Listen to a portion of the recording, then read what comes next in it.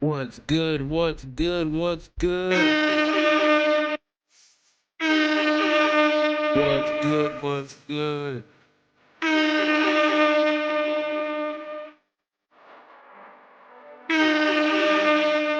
We back in the building. Let's go.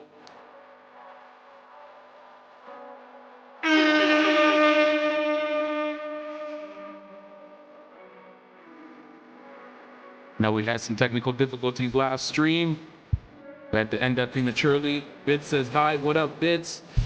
Bits underscore. Was that an avocado or lemon? Hi. What's up, Bits? But this time looks like all the technical difficulties are solved. You guys can hear me through. Let me know. If there's any technical difficulties, might have to cancel this one too. Let's take out some of the music though. What's good? What's good? What's good? What's good? What's good? What's good?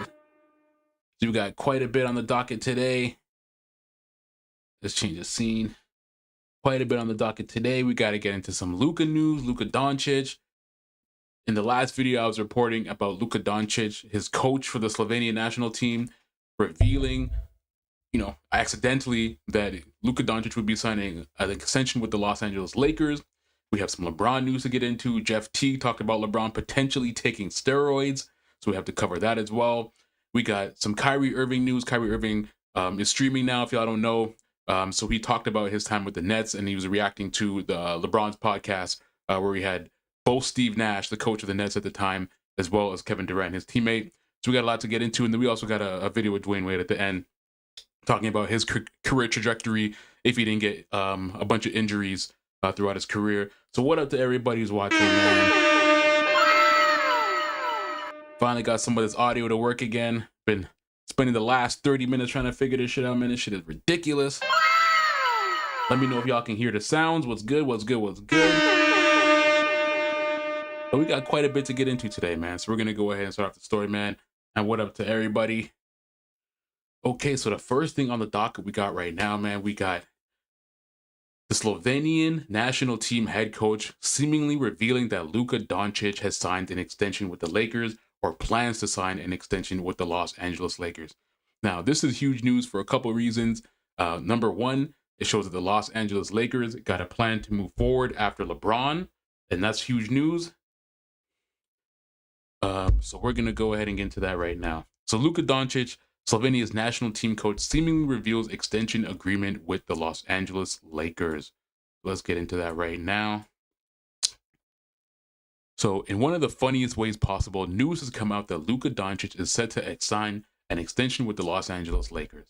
Luka will be taking part in Eurobasket with Slovenia this summer. Preparation for that will begin in early August. Luka, however, will not begin preparation for the team immediately, with his head coach, Alexander Sekulic, and pardon me if I absolutely butchered that, revealed on Wednesday. In an article from Marvin Pavnik of Sports Club, included in recent comments from Sekulic, who noted Luka will join the team in early August after some important other business, emphasis added. So by important other business, what else could it be? You know what I mean? Important other business, he's saying in America for a certain reason. And what could that reason be? So he says, in light of this, it becomes crystal clear and reasonable to explain the first star of the Slovenian national team will join preparations for Eurobasket 2025 with a delay. Basically, NBA players can prepare for the national team for 28 days. Luka will shorten his period slightly. I expect him to arrive on August 4th when he has completed all his obligations in the USA, said his coach. So essentially, they go on to say, as things can be lost in translation, that this pretty much connects the dots and let them know that the only reason that Luka Doncic could be delaying this amount of time or not, going directly to his team would be because Luka Doncic is about to sign a contract extension with the Los Angeles Lakers. So as much as things could literally be lost in translation with this article, which has been written in Slovenian, it's hard not to connect the dots on this one. Luka is eligible to sign an extension with the Lakers on August 2nd if he's delaying joining Slovenia to complete something in America. It's pretty easy to figure out what that is. So Pavnik later reports in this piece that Luka is expected to sign a 4-year, $229 million extension. There are some reasons this might be up for debate. For one, it's hard to know how credible Pavnik is on this reporting. But for two, while a 4-year, $229 million contract extension is possible, as our own Brian Toporek detailed, is one that he calls the least likely for Luka to agree on. Of the potential pass, it's one that locks with the most money right now, but also costs him the most money down the line. So this article here is like a little bit of speculation of what Luka Doncic is going to go. Is he going to sign the agreement before he goes to Slovenia? It seems like what they might do, and I'll get into this a little bit later because there's another article that just came out today talking about Luka Doncic's potential extension. And they're saying that Luka Doncic might sign a smaller extension now, wait a couple years, wait till a max, and then go ahead and sign that. So that's extremely important to look at it. And we're going to get into that article right now. So it says here, Luka Doncic bracing for a jaw-dropping $369 million with the Lakers among contract extension talks. Woo! Luka Doncic, man. So Luka Doncic has quickly become the center of attention in the NBA once again, and this time is not about his performance on court. After being traded to the LA Lakers during the dramatic 2025 NBA season, he now finds himself in the spotlight with a potential record-breaking contract extension on the horizon. So the previous article is talking about the potential of him signing that contract before he went to Slovenia, and they were saying that he was going to sign that contract for $229 million for a 4-year, $229 million before August 3rd. To re-sign his extension with the Lakers and lock that in. But this article, which just came out today, which is from Matt DeLima, is saying that he may actually hold off and sign a 4-year, $369 million contract instead. So either way, it looks like Luka Doncic is going to continue to be with the Los Angeles Lakers. And this is critically important, as I said before, because this it solidifies the fact that the Los Angeles Lakers are looking to move away from LeBron in their future, which I'm pretty sure has already been pretty clear from what they're doing right now. And they're looking to lock in Luka Doncic as their future moving forward. So even in this offseason, they got a center. They got some other pieces. So they're looking to build around Luka Doncic for the future. They know the future of the Los Angeles Lakers, LeBron is not going to be around. And there's actually talks about LeBron potentially retiring next year, which we'll get into a little bit later on as well, too. So according to reports from ESPN insiders, Tim Bontemps, and Bobby Marks, Luka Doncic's future hinges on an important August 2nd date. So that refers back to that August 2nd date that I was telling y'all about. If Doncic chooses his standard route, he'll be eligible for a 4-year, $222 million deal, keeping him in Los Angeles through the decade. However, Doncic has a more strategic financial path available to him that can significantly increase his earnings. So this dude, either way, this guy's going to get the money. Either way. If Doncic chooses the standard route, he'll be eligible for a $222 million deal, keeping him on Los Angeles through the decade. However, I already read that. If Doncic instead opts for a shorter 3-year deal, around $160 million with a player option in 2028, 2029, he would be positioning himself for a massive payday down the line. By doing so, Doncic would then be eligible to ink a groundbreaking 5-year, $369 million contract in 2028, taking advantage of such an expected rise in NBA salary cap. So I think this is most likely what Luka Doncic is going to end up doing. I think even though it would be nice for him, the Lakers, to be able to lock this guy in for 4 years with that $229 million contract that the other article referenced, I think what's best for the Los Angeles Lakers at this point is to just make sure you lock him in for the most amount of time. But what's best for Luka Doncic is to sign the short-term contract, the $169 million, maybe 3-year, 4-year, $169 million. Give the team a little bit more cap space to work with, get other potential all-stars in there, because there's talks, and I don't want to make this too loud, but there's talks that maybe even Nikola Jokic may be an option for the Los Angeles Lakers. Nikola Jokic, Giannis, there's rumors of them potentially having those two as options to be able to play alongside Luka Doncic, which is the future that they're planning for. And honestly, the way the NBA treats the Lakers, bro, I would not be surprised. Somehow the Lakers always land an all-star by some way, shape, or form. Every single era of the Los Angeles Lakers always has 1 or 2 all-stars at least on their roster. So I would not be surprised if in the future you see Giannis in a Lakers jersey, or if you see Nikola Jokic in a Lakers jersey, especially Nikola Jokic and Luka Doncic both being Eastern European guys. I think that would make sense, man. But yeah, I think the best move right now for Luka Doncic, and what he's most likely going to do, he's probably going to sign an extension, maybe a 3-year, $169 million extension, just to be able to have the Lakers lock him in, make sure they can build around for the future, make sure that the Lakers show Luka Doncic, okay, we believe in you, we're moving forward with you, and we're going to build around you. But it also gives Luka Doncic the potential opportunity to make even more money. As y'all remember, a big reason why Dallas traded Luka Doncic in the first place is because Luka had like a crazy supermax at the time. I believe it was like, I think like $320 million, something like that, they were going to offer him. It was like a 5-year, $320 million max. But because of Luka Doncic supposedly being overweight, not practicing as much, not going as hard, the Dallas Mavericks did not want to pay him that supermax, and that is a reason why they ended up trading him to the Los Angeles Lakers. In their minds, they thought if they're going to pay this guy, our number one guy, that much money, we got to be able to see that work ethic on and off the court. And they were not seeing that with Luka Doncic, which is why they parted ways with him. So for Luka Doncic, he has a big chip on his shoulder now, especially being that he thought he was going to finish his career in Dallas, seeing how they just traded him away. You've seen Luka Doncic, man. I'm not sure y'all said. Let me show y'all Luka Doncic, man. Luka Doncic has lost hella weight.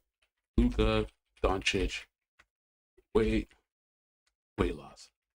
So Luka Doncic used to be big as hell before, and it's Luka Doncic now. This man done lost mad weight. This guy used to be so look at this picture right here.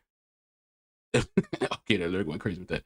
But Luka Doncic at his peak was a pretty big guy, man. You can see even this picture right here, comparing what he looked like when he first got to the Lakers compared to what he looks like now.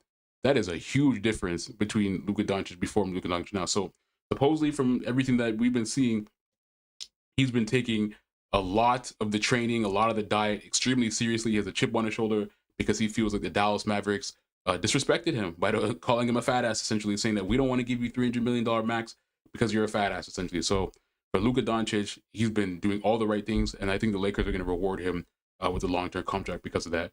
But I don't know, what do y'all think? Do y'all think Luka Doncic should wait, maybe sign a smaller $160 million deal, 3 years, $160 million deal, allow for cap space, allow for the Lakers to build around him, and then when the CBA rises again in 2028, he can sign that huge contract that he ended up missing with Dallas? That would be a 4-year or 5-year, $360 million contract.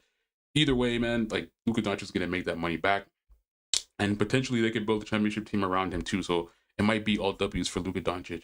But let me know what you guys think, man. Go ahead with that. All right, in our next story, we got to talk about Bron. So a lot of stuff going on with LeBron right now. Let's do it right here. So LeBron James' retirement decision receives a new update. So after the Los Angeles Lakers were eliminated from the playoffs in April, the biggest talking point heading into the offseason and reshaping the roster and acquiring a new center to improve their championship hopes. However, no storyline has generated more buzz than LeBron James' future and the possibility of him playing his final season with the Los Angeles Lakers. And man, this shit has been toxic as hell, man. LeBron had one option, player option on his contract because he signed a 2-year contract a couple years ago. He opted into his 52.6 player option for the 2025-2026 season, but did not sign an extension with the Lakers, a move many interpret as a sign that his time in Los Angeles may be winding down. The rumors initially linked him with potential trade. So, of course, LeBron and his team did as much as they could to try to spin this. On his camp, LeBron's agent came out, talked about they re-signed with the Lakers, but they also want to see the Lakers be competitive. They want to see the Lakers do stuff. And, you know, LeBron's at the twilight end of his career, so he wants to be on a competitive team and potentially win a championship. That's what you were hearing from LeBron's camp and his agent, Rich Paul. And then on the Lakers side, they're essentially saying it as, okay, LeBron did opt in with his player option, but we also didn't offer him a contract extension either because the Lakers on the back end are trying to move towards their future, right? Luka Doncic should be their future. So there's essentially different stories coming from each side. And from LeBron's camp, it does make sense. If you're a star player, this is typically what you do when you want to put pressure on the team to be able to build a team towards you, around you. You put as much pressure on them to get them to do stuff, right? And in LeBron's to respect LeBron and for Luka Doncic, they got that center. They got DeAndre Ayton in the NBA offseason, so they finally got the center that they needed. So they're making moves towards getting to where they need to be, but they were severely lacking a center, and they finally got one. Kenneth Brown says this would be his final NBA season with the Lakers. Absolutely, Kenneth. I believe this will be his final season with the NBA Lakers. But not only that, and this is something we're going to be getting to, I think this might be next year might be LeBron's final season in the NBA period. So we're going to get into that as well too. So rumors initially linked him with potential trades. Recent chatter focused on whether James may be considering retirement next summer. So on top of LeBron and his camp trying to put pressure on the Lakers to be able to make some moves in the offseason, there was also rumors of different teams that LeBron could be traded to. There was the Cleveland Cavaliers that was brought up. There was the not the Los Angeles Lakers, Cleveland Cavaliers. There was the Golden State Warriors. What was the other team? There's a couple other teams as well too. But I don't think any of these are going to materialize. What they would have to give up for LeBron for such a short period of time, it would essentially destroy their teams. And the only teams that would actually trade everything and go all in for LeBron and potentially LeBron's son are just teams that want to sell tickets. You know what I mean? And those aren't teams that LeBron wants to be on anyways. So I think for LeBron, man, this might be kudos, man. So the talks of James playing just one more year before he draws the curtain gain traction when ESPN's Dave McMenamin reported there have been no extension or trade talks between LeBron and the Lakers, suggesting James could be preparing for his last year in the league. That's right there. Let's see. He also might average it from what I was reading from Cleveland, but it's interesting. You should check it out. He also might average it. What do you mean by also might average it? You mean like might average it? Yeah, I think I'll be honest. I think this year coming up, 2025, 2026, and this is probably they're gonna announce before the beginning of the season. I think LeBron's gonna retire. This might be the last year, in my personal opinion, because at this point, going through a whole NBA season, the toll it takes on your body, the fact that LeBron already said publicly that his wife wants him to retire. You know what I mean? He said essentially came out and said that his wife is giving him 1 to 2 years max to be able to retire, right? She wants him to retire. So that's actually something similar that you heard from Tom Brady's wife before he eventually retired from the NFL as well too. Obviously that didn't work out the best, but I think LeBron's situation is a little bit different as well, right? He added, the sense I get is that LeBron wants it all. Later in this article, he said he wants the farewell tour. He wants all the different franchises reliving all his moments against him. He wants all the glitz and the glam that comes with one of the greatest players, if not the greatest player of all time, calling it quits eventually. And then here's another article here from Full Court Pass. This came on July 18th. It says LeBron James is expected to announce his retirement advance as he wants a retirement tour. He would want the recognition, ceremonies, and celebration of his career that come across the league rather than quietly retiring in the offseason. Yeah, man, looks like LeBron, it might be kudos from his camp. The fact that he did not push for an extension, that there's rumors of trades, but I think that's more about just to put pressure on the Los Angeles Lakers. But also, most teams who would be able to contend for a championship aren't looking for LeBron James at this point, bro. Like, not in the later twilight of his career. Obviously, LeBron still, physically can play the game.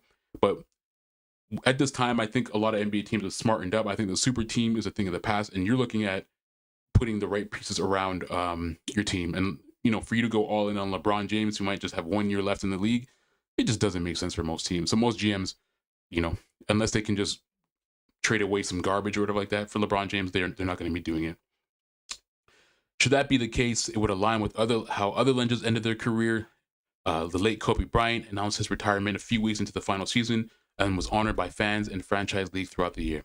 So one thing I will say, man, the LeBron glaze throughout the entire season, when LeBron finally retires, man, that LeBron glaze is going to be crazy, man. That LeBron James, bro, you're going to be seeing grown men all around the world crying, shedding tears. Kobe send-off was crazy. I think LeBron James send-off is going to be just as crazy, if not crazier, just as well. But yeah, there's also some other LeBron Jews as well too. Let's get into Jeff Teague. So if y'all don't know, Jeff Teague, former NBA player, I believe he played with the Indiana Pacers. He also played with the Milwaukee Bucks. He won a championship with the Milwaukee Bucks when he was part of the team in 2021. When he was on that Giannis team. 2021, Giannis, Drew Holiday, all those guys were on the team. Jeff Teague is hilarious, by the way. This guy, if y'all have never seen his podcast, his podcast is called what's it called? It's called 520. Club 520 podcast, and he does a podcast with him and his boys.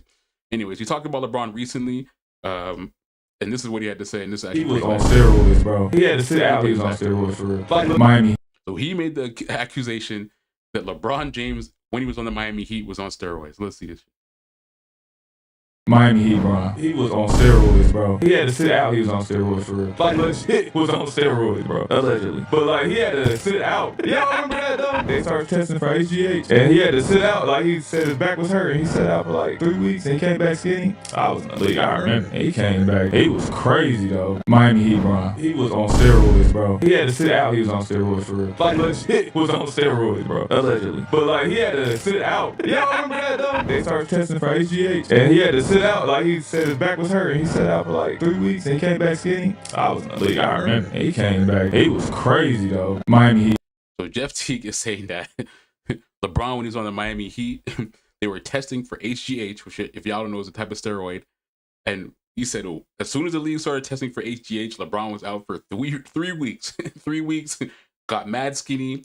And then as soon as he was out for those 3 weeks, came back, was crazy, bro. Let me play it one more time. Bro. He was on steroids, bro. He had to sit out. He was on steroids for real. Like legit was on steroids, bro. Allegedly. But like he had to sit out. Y'all remember that though? They started testing for HGH, and he had to sit out. Like he said his back was hurt, and he sat out for like 3 weeks, and he came back skinny. I was in the league. I remember. And he came back. He was crazy though. Miami. And this is funny too, because this is something that a lot of people have made claims about. Because everyone's like, yo, how is LeBron has had such longevity, has never really had a major injury. He's at 40 years old, still dunking out the gym, doing all this crazy shit. How has he been able to do this? And the number one conclusion that everybody, or a lot of people, come to is this motherfucker gotta be on steroids, man. He has got to be on steroids. Has got to be on them roids, bro. Because how are you able to do this? Jumping out the gym at 40 years old, man, it makes no sense. So Jeff Teague went on this podcast, and this was about a week ago he said this. But this guy, he backpedaled a little bit. So we gotta look at the backpedal. Jeff Teague said this, and he seemed to be pretty serious in this clip here. In this clip, it seems like he's keeping it a buck. He's being absolutely honest. He's saying what he feels. But let's see this guy. On the left, we got my dog, Bishop B hitting out the pearlies. How you what, man? It looks like Jeff Teague, a couple of days later, after getting a lot of outrage and a lot of people talking about that clip there, and talking about him saying that LeBron was on steroids, this is what he had to say in response to that. I guess I'm good, man. Y'all doing a lot today. Hey, my boy stretched out where he went to the black forces with the black lasers. Yeah, I ain't swap him out, bro. It's been a long day. Thanks to Jeff Teague. Why me? And it started yesterday. Why me, bro? When he posted, first of all, he never posted on his page. So for him to go out of his way to make an actual post, that's you not posted with no mustache, bro. I didn't do that, bro. I just. If y'all don't know, by the way, Jeff Teague is the one on the far left. The one with the mic on the far left, that's Jeff Teague. Accepted the collab. No. That was Mike. No, bro. I seen he still had TikTok in the corner, bro. I'm like, oh, he's screen recording. That was sent to us. Yeah, but I'm like, why you posted though? Like, no, Mike said accept the collab, and he and I accepted the collab. That ain't how the collabs work. Yes. I be seeing the collabs. That ain't how that work. You just weren't notified. Oh, okay. So you bring your artist for this? Shout out to Mike. That's what y'all doing, Mike? Everybody blame me for everything right now. I just fucking When they start talking about this shit.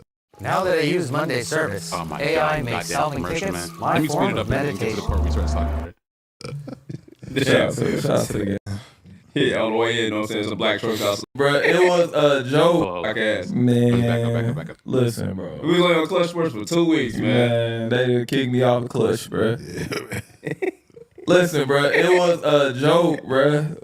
Like, what did they miss, bro? Hey, now, before we even get to that, who do we have on the show who was from Clutch? And they were just like, yeah, I had to double check to see if he was actually on the roster. Was that Alicia Gray? Yeah, Alicia Gray, yeah. Like, they like, He's not, Alicia. No, I'm not on Clutch Sports. And definitely after this, I will never get another Clutch opportunity.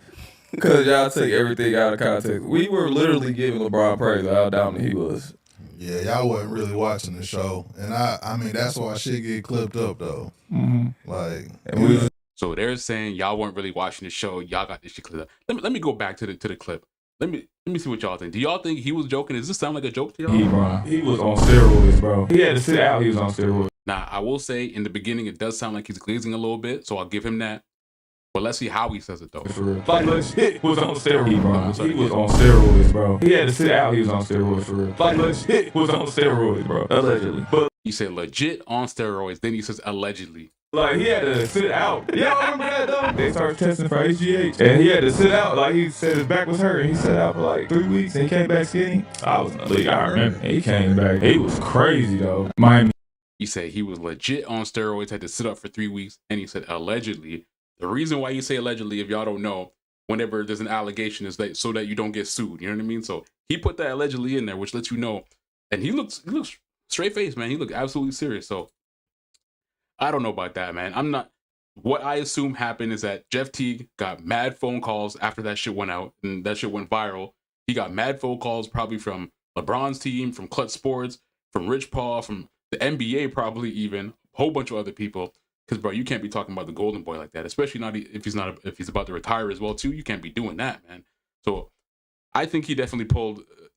I think he definitely meant it. But because he got so many phone calls and so many people probably got at him, so much outrage as a result of that clip, I think he had to walk back them words. You know what I mean? I think, especially in media, it makes most sense for you just to walk back what you said, maybe apologize, say you were joking, whatever like that. And then the next couple of days, there'll be another scandal that people will divert their attention from. You know what I mean? But I'm going to play this one more time. This, to me, does not look like a joke. I mean, y'all can see what y'all say. He was on steroids, bro. He had to sit out. He was on steroids for real. Like, legit was on steroids, bro. Allegedly. But legit was on steroids, bro. Allegedly. So, yeah, in my personal opinion, bro, that does not look like he was joking at all. I think he was keeping it a buck. But obviously, you know, when you get a certain level of response and it gets a little bit too hot, sometimes you got to backpedal a little bit. So I think that's exactly what he did. But I think he was keeping it a beam, man. And I think, who knows, man? Maybe after LeBron retires, you know, there may be some people who leak some stuff. Who knows if he was on HGH, if he was ever on steroids, man? Only time will tell, but I think it's very easy for a lot of people to make that natural conclusion just from the simple fact of, like, LeBron has been bulletproof his whole career, bro. Like, he hasn't really had any real scandals. If there was a scandal that LeBron would be involved in, this would make a lot of sense, you know, especially when people are talking about how much money he spends on his body. I think he addressed that at one time as well, too. But I don't know, man. I don't know. I mean, have y'all ever seen a 40-year-old like that? I know things are different now. People got trainers, people got dietitians, all this other stuff to keep your body healthier for longer. We know Tom Brady, if you watch football, played until he was like almost 45 years old, right? So it's a different era for a lot of players as long as they can keep their body healthy. But I don't know about all that, man. And then we had all this stuff here with these people alleging that LeBron was cheating on his wife and shit like that. But that's lipstick alley gossip stuff, man. We'll get past that. Let's go over here. But yeah, the next story we got, we got Kyrie Irving. So we had Kyrie Irving. He was reacting to the LeBron James podcast. They had Steve Nash on the podcast and they had Kevin Durant on the podcast. And they talked about their time in Brooklyn. If y'all don't remember, there was a time where James Harden, Kyrie Irving, as well as Kevin Durant were all on the Brooklyn Nets. They all got traded there. And when that happened, bro, the NBA world was set on fire because this happened right after Kevin Durant left the Golden State Warriors. So it was like Kevin Durant went from one super team and then formed another super team in the Brooklyn Nets. And everybody, I remember when this trade went through, everybody's like, bro, NBA is over. You have James Harden, Kyrie, and Kevin Durant on the same team, over for everybody. But unfortunately, injuries were a thing. You know, COVID was a thing. Obviously, Kyrie got into some other issues there by tweeting a certain link. And that didn't go over well. And because of that, Kyrie Irving, I think at that point, did not want to play for the Nets anymore. And then eventually forced to trade and ended up going to Dallas. So a lot of different stuff happened in his time with Dallas. Sorry, in this time with the Brooklyn Nets. And then eventually James Harden. I believe James Harden was the first one to leave as well. So yeah, Kyrie Irving. If y'all don't know, Kyrie Irving is streaming now. Kyrie Irving is on Twitch, I believe. He has his own accounts. No, yeah, he looks like he streams on Twitch. I think he might be streaming on X as well too. But I think his main place is Twitch. But anyways, he gets online sometimes and he addresses a lot of this stuff. So let's see what he says in response to this. When you think back to our time in Brooklyn, what do you think of?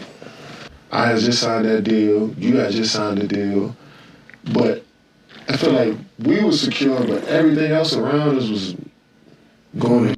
And not in a bad way. We got GMs going to other teams. We got coaches going to other teams. We got players forcing trades. We got bringing Ben Simmons. He's back. Like, it was just so much. I had just signed that deal. I believe Ben Simmons came in after James Harden got traded, actually. You had just signed the deal. But I feel like we were secure, but everything else around us was Going. So when he says, Not in a bad way. We got and it's obviously, again, I didn't take this personally. everything else around us was. So when he says this, I'm not taking that personally. There was a lot going on around all of us, right?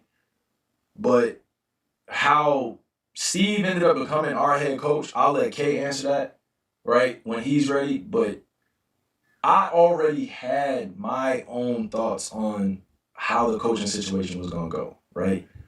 I felt like there were other candidates out there that could have definitely been our head coach that had championship experience. I think Steve had championship experience in his own way, in his role that he played at Golden State. But in terms of being a head coach, I had my own thoughts, right? And I'll get into that later in my... By own thoughts, he means he did not want that motherfucker to be the head coach. That's essentially what he means by that.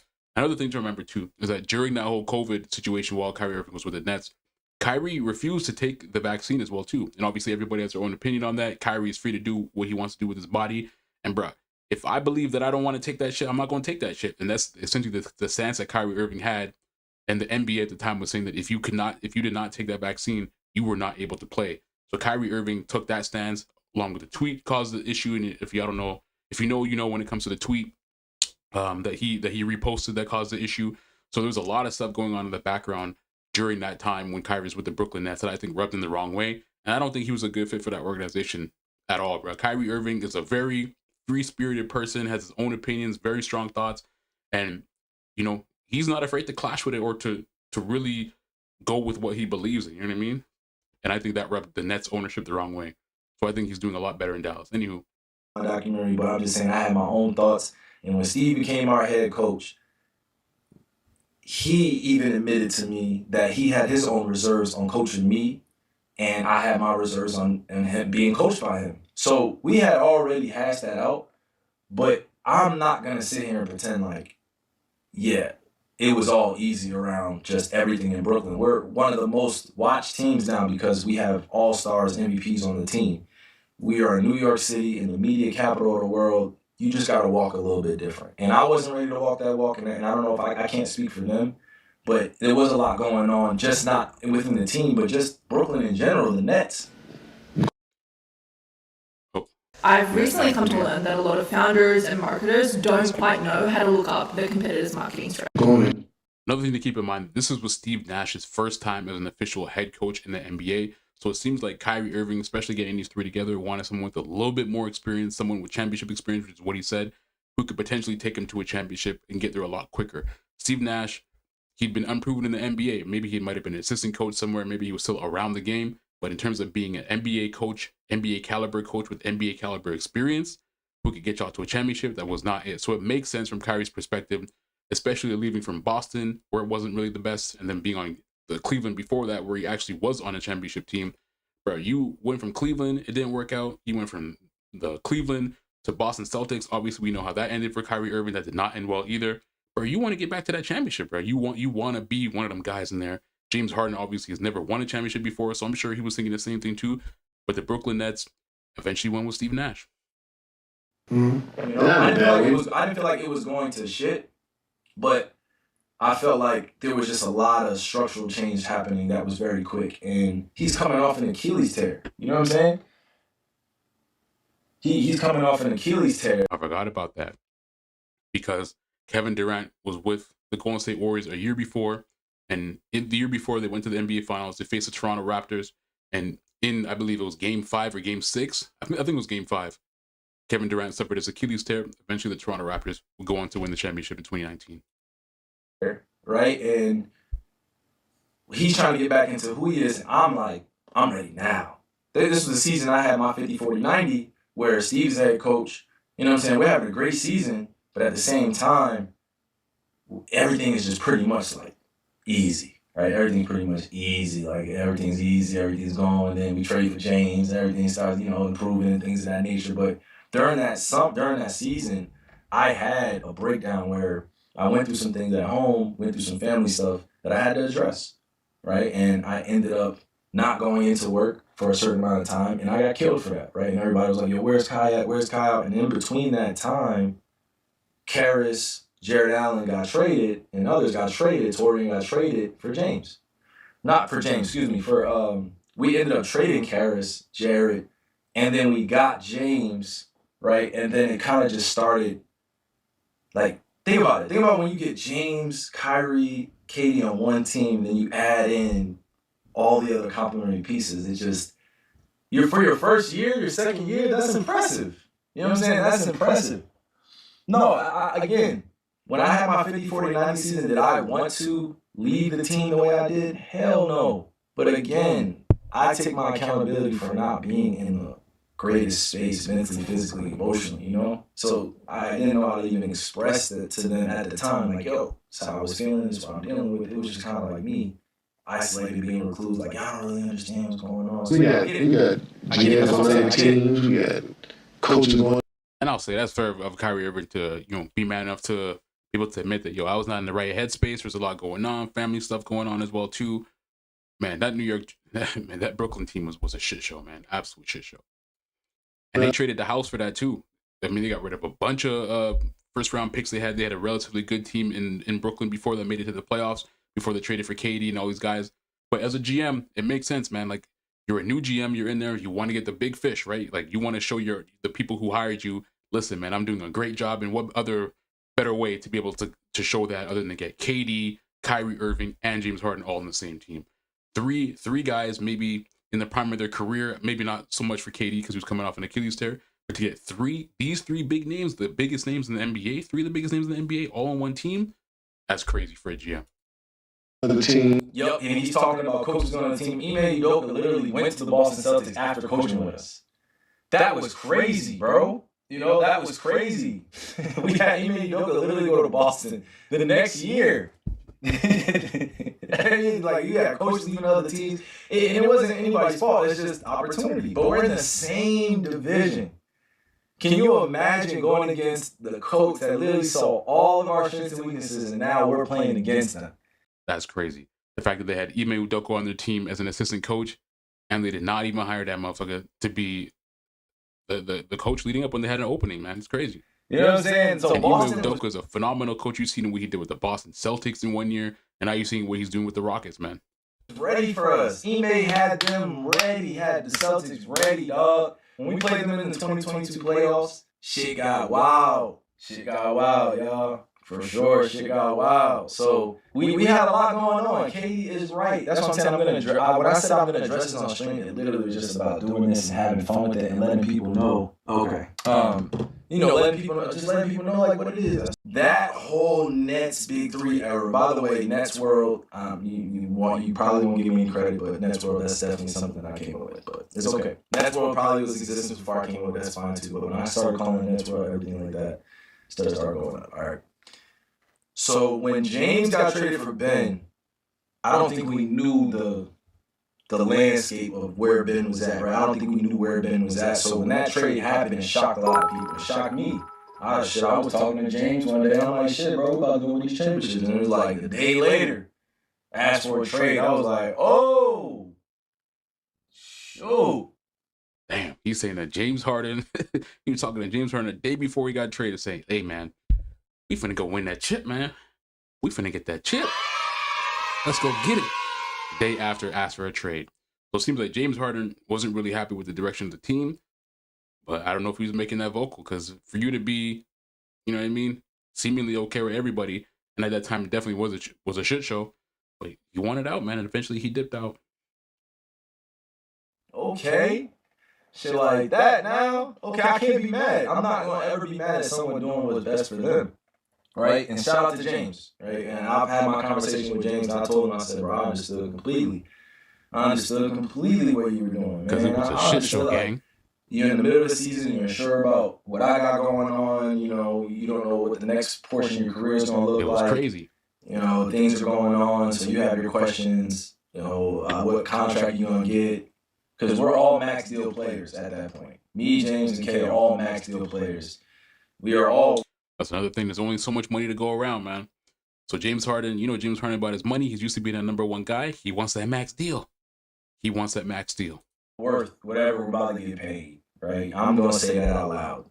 But when that happened and we got Ben, a lot more pressure started to come in on our franchise. Because now not only do we have this going on, but also we have a situation that Ben is dealing with where everybody is trying to micromanage the spun narrative. Like, he doing this, he doing that. So it wasn't a fair trade at the outset, right? It was not at all. I didn't feel like that was a fair trade. But at the same time, when it happened, he went to our division. He went to Philly. So now. Yeah, man, that's crazy. James Harden dipped out, went to Philly, and for the Nets, bro, that was the nail in the coffin because they got a Ben Simmons player who mentally was just not there anymore, bro. He had the back issues, and who knows if that was a legitimate issue, if it's just something that became psychological and stopped him from being able to play. But you see, man, Ben Simmons at this point in his career is absolute shell of himself of what he used to be, of his potential. When Ben Simmons first came in the league, man, they were thinking this guy might have been a LeBron James level player. His passing ability, his dunking ability, how tall he is, his being able, like 6'9", and being able to dribble the way he does like a point guard. They were talking about this dude like he was about to be the next LeBron. But I think that back injury that debilitated him, and mentally he just never was able to recover from what he had going on. So that's a little bit what Kyrie said what he talked about his time in Brooklyn. It seemed like there was a whole lot of stuff that happened in Brooklyn, a lot of stuff with Kyrie specifically that happened. And I think what seemed like a good idea, and from the general manager's perspective, what seemed like an absolute home run, knock it out the park, things don't always turn that way, right? You had COVID, you had a whole bunch of other stuff happening. And I think, honestly, like what Kyrie said, man, I think they just weren't prepared for what was coming their way. There was just a whole lot of bullshit in such a short amount of time. And when stuff like that happens, man, especially when all the players are on the same team, on the same page, general managers on the same page, head coaches aren't on the same page, shit happens, man. And eventually Steve Nash got fired. I believe that general manager probably got fired as well too. And then obviously the team got broken up. KD ended up leaving. He ended up going to the Suns. Kyrie ended up leaving, going to Dallas. And then obviously James Harden was the first to ask for a trade. Ended up going to the Philadelphia 76ers. And right away it ended up working for him because they made it all the way to the Eastern Conference Finals before they flamed out. And then, James Harden dipped out as well too. And now he's on the Clippers. So a lot of stuff happened during that time, man. And I think we can all say that Brooklyn Nets experiment was a colossal failure. And I think that Brooklyn Nets experiment was a final nail in the coffin for super teams as well too. As you can see in the NBA, the days of just getting a bunch of all-stars on your team and hoping that that's going to bring you to the promised land, those days are gone. And I think that Brooklyn Nets team was a final nail in the coffin. I think teams finally understand that getting all these all-stars on your team, you have to sacrifice something as a result of that. And what you're sacrificing is your depth. Because when they traded for James Harden, when they traded for KD, all these people, Kyrie, the Brooklyn Nets had a lack of depth on their team. And it definitely showed when Kyrie was out. And when it's just James Harden or Kevin Durant wasn't 100%, these guys were not going to be able to make it to the finals with just one or two all-stars in their depth alone. And you see it in the modern NBA too, like a team like the Indiana Pacers being able to go all the way to the NBA Finals, a team like OKC, where they have that one superstar, maybe they have another complementary player in Jalen Williams, but they have the depth around them to be able to, whether it's defensive depth, whether it's rebounding, defensive, you know what I mean? Like to be able to bring that team all the way to the finals. And even when your star is taking a break, when Jalen Williams is out or Chet Holmgren is out, still be able to maintain or defend a lead. So I think the NBA, it's a lot faster paced game now. It's a lot less ISO because that slows the game down a little bit more. But I think teams are definitely building with a little bit more depth in mind. And I don't think, even though you still need to have stars to be able to win in the NBA, I think the days of just being able to take 2 or 3 stars, put them together like the Miami Heat or the Brooklyn Nets, those days I don't think it's as effective as it is now as it was back in those days. All right, we got one other topic, man. We have Dwyane Wade. Dwyane Wade was recently on a podcast. I believe it was on Carmelo Anthony's podcast, and he talked about his career trajectory. Obviously, we know Dwyane Wade is one of the best shooting guards ever in NBA history. Well, he talked about what his career would have been like if he never had a bunch of injuries in his career. And this is what he said on the podcast here. Really, they don't understand my game, right? Like, you don't know what I did. I did so many different things, and I played so many different roles. And so that's one of the reasons why I'm not the greatest shooter all the time. I'm not the greatest this, but I was great at so many different things. And Melo talked about it. Then I learned how to be great at being a role player. Then I learned how to be, and so I learned how to be great at all these things. And no one knows how to really break down my game. So they look over and they just go to, 1 or 2 things. But I did so many things in the game of basketball. So Yeah, I mean, when I had it, I thought I was gonna be before injuries. I'm like, MJ, I'm coming for you. Yeah. No, I mean that's my mentality. I know the mentality. This guy said before injuries, I said, MJ, I'm coming for you. Let me tell y'all, D Wade, 2006, pretty much single-handedly brought his team for the win over the Dallas Mavericks to win the championship in 2006 when he was with the Miami Heat, even with Shaq on that team. D Wade was that dude, bro. D Wade was my favorite player back in the day. He was absolutely amazing. Was one of those players that essentially will you, literally just will you all the way. This guy, once he was in that hot streak, bro, he was ready to go. And D Wade had amazing athletic ability, defensively, offensively, everything, man. D Wade was a complete player. The only thing you can say about D Wade is that he wasn't necessarily the best at everything. D Wade, I believe, never had an MVP. He's been to obviously a bunch of All-Star games. He's never had a shooting title. I believe he only has one shooting title in his career. So because he played in the era with LeBron, Kobe, a lot of these other players, he never had the accolades to show that he was a dope player. But D Wade got to be top 5 all time in terms of shooting guards, man. D Wade is absolutely amazing. But anyways, man, let me know what y'all think about this one, about D Wade, about him saying that if he never got injured, he would have been on a Jordan-like trajectory in his mind. You know, I think every player is definitely welcome to think that, and you should think that as a player. You should want to be like, listen, man, I'm chasing the GOAT. That's how you should be. That's what your mentality should be when you're coming to the NBA and when you're on that hardwood. Especially him after that 2006 season, I can see how he would believe in that. But eventually, injuries are part of the game, and eventually D Wade succumbed to the injuries, had to retire early, and was never really the player that he started out as, especially late in his career as a result of these injuries. But anyways, man, that's everything we got on the docket for today, man. We will be live streaming again, I believe, on Thursday, this Thursday again, and then on Sunday we'll be covering if there's anything relevant or interesting. We'll be covering those news stories as well too. So yeah, make sure y'all subscribe, man. We're gonna be live streaming at least once per week, and then as soon as the NBA season starts, we're gonna be live streaming the NBA games as well too. We're gonna be live streaming key matchups. NBA season starts again in October.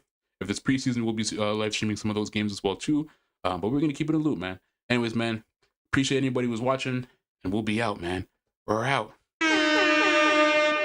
Peace.